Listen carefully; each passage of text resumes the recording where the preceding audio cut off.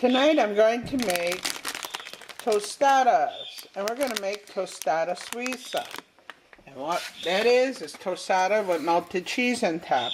I'm going to use these refried beans, just because I have a lot of them. I'm going to take my taco meat that we had dry canned basically, and I'm going to use a package of taco seasoning. And then I don't know if any of you recognize this, but this is the cheese. I think we did this around December or January. The cheese that I did from Cat's Cradle, where we dipped it in the cheese wax. And I'm interested in using that for the top of the tostada. So as we go along, I'll show you how we put these together. Very, very easy dinner. Now, you know what? I bought these because they were only $1.50 a pack. So I thought, well, why not? But if you cannot find the hard tortillas like this, what you do is you just take some oil in a pan, you put in a corn tortilla, and you fry it up. Okay? That's how you get these. It's also how you get nachos. So I was able to get 6 on this tray, and that's all Ted and I need. When you use packages like this, you'll notice that you'll have some that are broken up. Just break them up, and this is what you use, dipping tostada shells. Alright, what we're going to do here is I'm going to take the wax off. See how that works. And then we're going to shred this for our taco meat. I had opened up one of these a few months back, and as you see, there's a little bit of moisture. It smells very, very good.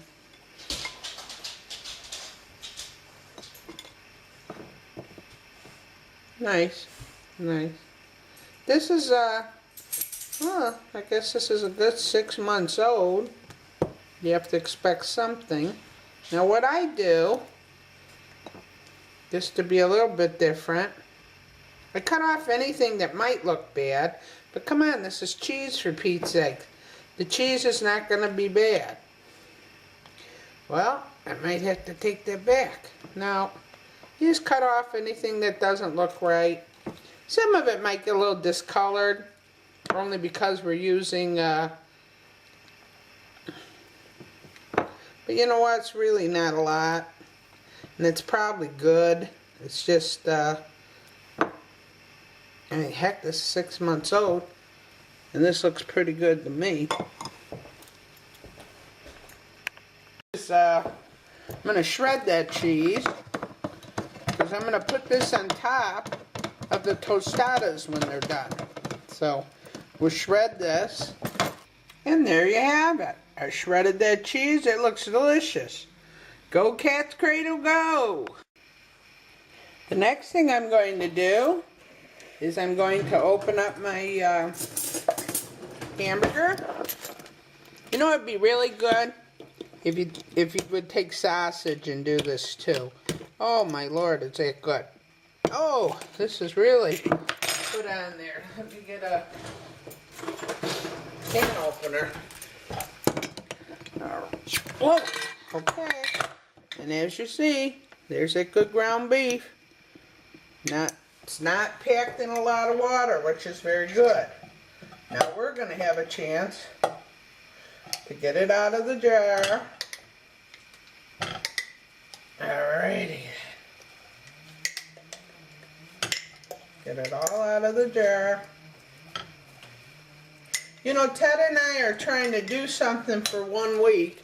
And that is, I'm not going to the store for anything. So as you see, there's the ground beef in the pan. And I'm going to take the taco seasoning. Now, if you have some at home, or I mean homemade, go ahead and use it. I do, but I'm trying to use up some of this old stuff that I have. We're just going to try to... Alright, let's see. Good. Now I'm going to put about a half a cup of water in that so that could cook. See, that's why it doesn't hurt if you have that hamburger, that about half a cup of water. if you have that hamburger that's in the sauce, that doesn't hurt anything. I don't get what people are talking about. I like the flavor. Then again, I like everything. What can I say? So, okay, I'll show you how the hamburger looks. Might look a little weird, but this will all break apart as it gets warm. It's looking good. Let's just cook that up. And I need some beans. Now, I do make my own beans too, but once again, this is some older stock I have on the refried beans, and heck, I think I paid like 50 cents a jar when I bought these 3-4 years ago, I think. Oh, let's see. There you go. The only thing they smell pretty good. There, this is what we talk about. Just because a can is expired does not mean it's no good. It smells just fine to me. No, I'm not a crazy woman. Well, okay, maybe I am. But the point is, nobody's ever died of my cooking yet. And Ted and I are trying to go a full week without going to the store for even one thing. And what we're doing is using up some of our old supplies. So that's pretty neat. Now what we want to do is take this over to the stove, turn on heat. There you go. So we got our beans, we have our hamburger cooking, we have our cheese. We're almost there. If your beans get too dry, all you have to do is put a little more water in the pan. That'll cook down. Don't worry about it. Just get these nice and gooey and hot. See how nice those beans are getting? Nice and gooey, and how nice our hamburger's getting. We're just going to let all that water evaporate. You know, I don't really want to open up my refried beans that I got from the LDS cannery. I don't want to open up a whole number 10 can. So I'm not going to. But, ooh, when I was at the cannery, the elder there let me taste those refried beans, and that would be so simple. You just put some in a pan, you'd put some water in, stir it up same way I'm doing it, over a campfire, whatever, and see how nice these are getting? It would be just as nice as this. Just as nice. And boy, you hardly pay anything at those LDS canneries.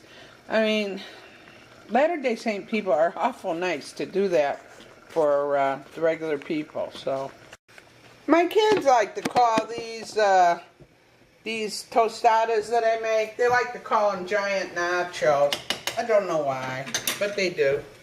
Now what I'm going to do is take a little spatula and a little bit, and I'll show you what I'm going to do. You take the spatula, put some beans, pour the beans on. Don't be shy.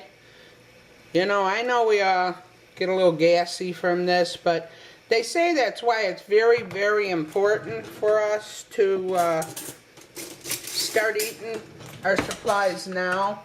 Now watch what I do. I'm going to take the hamburger. Don't be cheap with it. Put it on there. Oh, this is going to be so good. There you go. Look at that. Nice, nice, nice. Then you take some of that cheese. Again, don't be cheap with it. There you go. And we're going to do that to each one. Okay?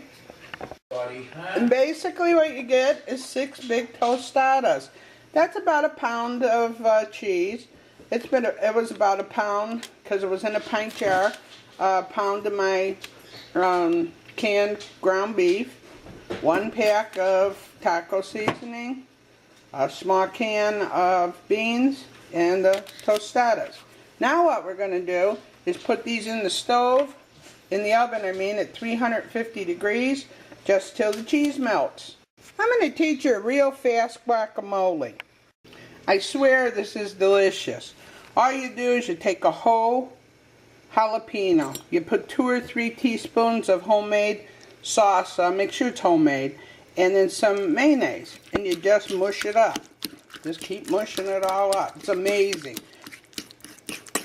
And like everything that's Mexican, it's ooey and gooey, and that's what makes it so good. So I'll come back when I'm done with it.